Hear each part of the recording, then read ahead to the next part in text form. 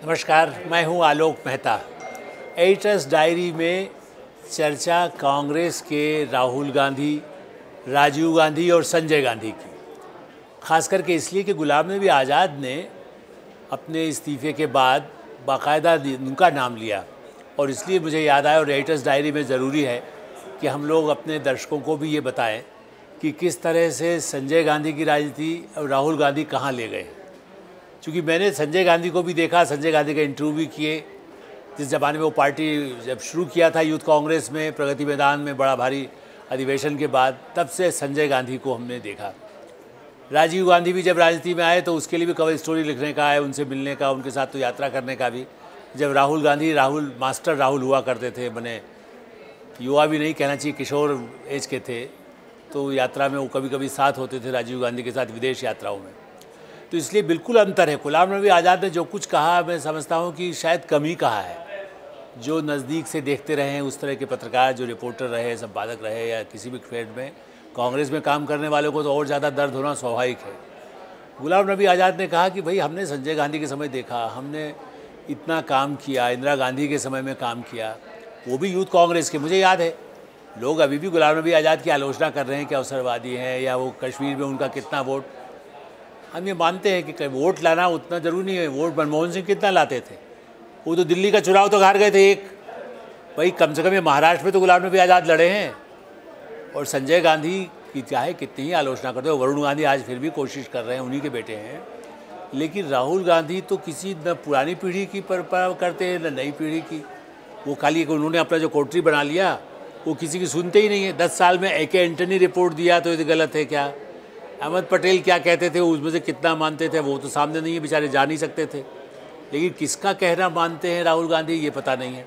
कांग्रेस की स्थिति में पराजय के बाद जो सबक लिया जाता है, संजय गांधी यदि चुनाव हारे 77 में, खुद भी चुनाव हारे, तो वो भीड़ इकट्ठी करके जब अदालत में लोग अपने आप जब जुड़े उनके साथ, आंदोलन सड़क पर किया, जेल जाने की नौबत आई तो जेल भी गए। यहाँ तो क्या है, 2 घंटे के लिए चले जाइए, जमानत लेकर के आ गए और आपको एक चारों तरफ से 3 चीफ मिनिस्टर का कवच लेकर के, उनका सिक्योरिटी गार्ड और सब लेकर के आप साथ में जाइए, गिरफ्तारी दे दीजिए।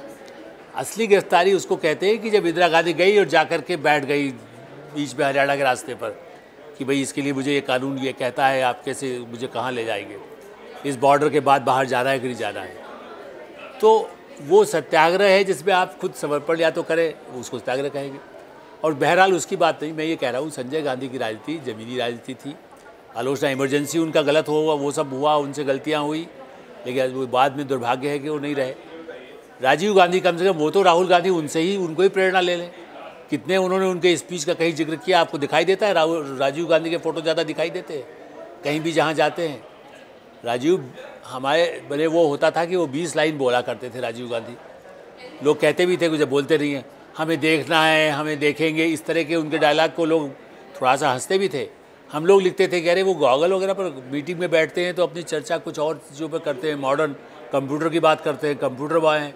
लोग कंप्यूटर को हाथ लगाने से डरते थे। राजीव गांधी ने इतने कंप्यूटर शुरू कराए, कई दफ्तरों में ला करके कंप्यूटर रखे रहे और कोई उसको चलाना नहीं चाहता था डर के मारे। आज इतनी बड़ी क्रांति हो गई कांग्रेस को लेकर के। लेकिन क्या था, राजीव गांधी या संजय गांधी में ND तिवारी कितने बुजुर्ग थे, उनसे आनंद भवन में रहे शुरू से और ND तिवारी चीफ मिनिस्टर रहे। लेकिन वो संजय को भी स्नेह भी करते थे, जबकि लोग मजाक उड़ाते हैं कि साहब वो चप्पल उठा लेते। लेकिन वो परिवार के नाते यदि उनसे बहुत कम उम्र का बच्चा युवा है और यदि उसकी चप्पल खिसक गई तो उठा लिया। तो वो ND तिवारी उम्र के लोगों के साथ भी संजय गांधी का तालमेल बना, बाद में भी बना रहा, राजीव गांधी तक भी बना रहा, सोनिया गांधी तक भी बना रहा। मोतीलाल वोरा तो अभी 92 में डेथ हुई, तो कितना उनका संपर्क था, दस्तखत उनसे करा लिए हेराल्ड के नाम पर राहुल गांधी ने। लेकिन उनका जितना सम्मान, उनका कर्म, मुझे मालूम है कि वो जब राज्यसभा का उनका पद खत्म हुआ था तो उनको मकान लेकर के नहीं दिया राहुल गांधी ने। सारे हेराल्ड के केस के लिए वो जाते थे, लेकिन मोतीलाल वोरा को ये नहीं कहा कि हम आपके लिए एक मकान लेकर के 1 लाख किराए का दे देते हैं।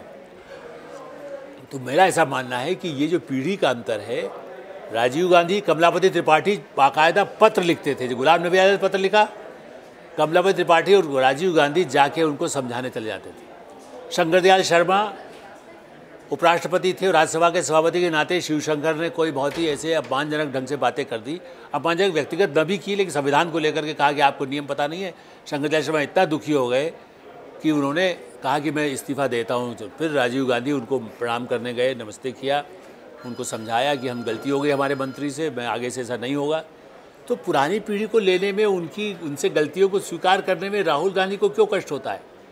राहुल गांधी चाहते हैं कि वो जो कुछ कह रहे हैं वही सच है। वो एनजीओ की तरह पार्टी चलाना चाहते हैं। एनजीओ में जैसे होता है ना, फंड मिल जाए, कुछ कर लें अपना, कुछ इस तरह के एनजीओ भी होते हैं, कुछ होते हैं ज़मीनी झोला ले वाले। तो कहने को वो झोला लिए, लेकिन आप देखेंगे कि वो टोपी भी जब पहनते जब कोई ऐसा कांग्रेस का कार्यक्रम हो। वरना राहुल गांधी एक मॉडर्न हो सकते हैं, बहुत ज़्यादा पढ़ते भी हों, वेद पुराण भी पढ़ते हों, लेकिन वो जिस ढंग से भाषा का इस्तेमाल करते हैं सरकार प्रधानमंत्री के खिलाफ, या जितना भ्रम पैदा करते हैं कि सब कुछ बर्बाद है, डूबने वाला है, चीन भी घुस गया, पाकिस्तान से भी लड़ सकते हैं, हम अपनी तरफ से हमला करते हैं, पता नहीं क्या क्या बातें वो कह देते हैं। या देश में बेरोजगारी के बारे इतना बड़ा संकट है, कितने skill development centre Rahul Gandhi ने जाके देखे जो उनकी सरकार छत्तीसगढ़ और राजस्थान में, क्या स्किल डेवलपमेंट के प्रोजेक्ट्स पूरी तरह फेल हैं? कम से कम वही जा कर के देख लेते कि कैसे लोग आशा दिखाएं कि चलो हमारे प्रदेश में हमने इतने लोग स्किल डेवलपमेंट से तैयार किए। आलोचना नहीं, मुझे तकलीफ इस बात की है। और जो बीजेपी या प्राइम मिनिस्टर नरेंद्र मोदी भी कहते हैं कि अपोजिशन राष्ट्रीय राजनीतिक दल होगा, जो छोटे छोटे कुकुरमुत्ते की तरह पार्टी आ जाती हैं, उनसे बेहतर है कि एक बड़ी पार्टी सामने हो, तो लड़ने वाले का मज़ा आता है। बड़ा पहलवान चाहता है कि सामने वाला भी पहलवान बड़ा हो, वो नहीं चाहता कि बिल्कुल ऐसा बिल्कुल कीकड़ जिसको कह सकते हैं, जिसमें कुछ दबी नहीं हो, वो पहलवान से उसको लड़ने में क्या मज़ा आएगा। बड़ी पार्टियाँ हो, उसके लिए पार्टी को सोचा जाए, और कुछ नहीं होने वाला है। उसके बाद या तो पपेट अध्यक्ष बना देंगे, चुनाव की जो घोषणा की गई है, जो गुलाम नबी आज़ाद ने कहा मैं इसी से करूँगा, या कोई ऐसा वाइस प्रेसिडेंट या वो इस तरह के Kamlapati Tripathi type working president भी नहीं बनाएंगे। इवन अर्जुन सिंह जैसा वाइस प्रेसिडेंट भी बनाने की हिम्मत नहीं होगी। कोई ऐसे जो बिल्कुल बोले नहीं, जो कुछ आदेश राहुल जी का हो उसे पाने, और यदि सत्ता में आने की नौबत आ जाए तो राहुल गांधी को प्रधानमंत्री बना करके प्रणाम करे। वो जब इसने मनमोहन सिंह के बनाए हुए कैबिनेट के पास किए हुए, कांग्रेस के नेताओं द्वारा पास किए हुए पूरे, जिसको कह सकते हैं कि पास किया हुआ ऑर्डिनेंस या कानून, उसको पब्लिकली फाड़ कर फेंक दिया, उनसे क्या अपेक्षा करेंगे कि वो कांग्रेस में अपनी ही सरकार की जो बेइज्जती कर सकता हो, अपने प्रधानमंत्री की बेइज्जती कर सकता हो, वो किसी नेता का, या मीडिया को भी वो गाली देते हैं कि मीडिया बिका हुआ है, तो वो मीडिया का भी सम्मान करेंगे, ऐसी हम उम्मीद नहीं कर सकते। लेकिन हाँ, शुभकामना दे सकते हैं, सद्बुद्धि दे भगवान, अच्छा प्रतिपक्ष हो, ये मीडिया के लिए भी ज़रूरी है। धन्यवाद, नमस्कार।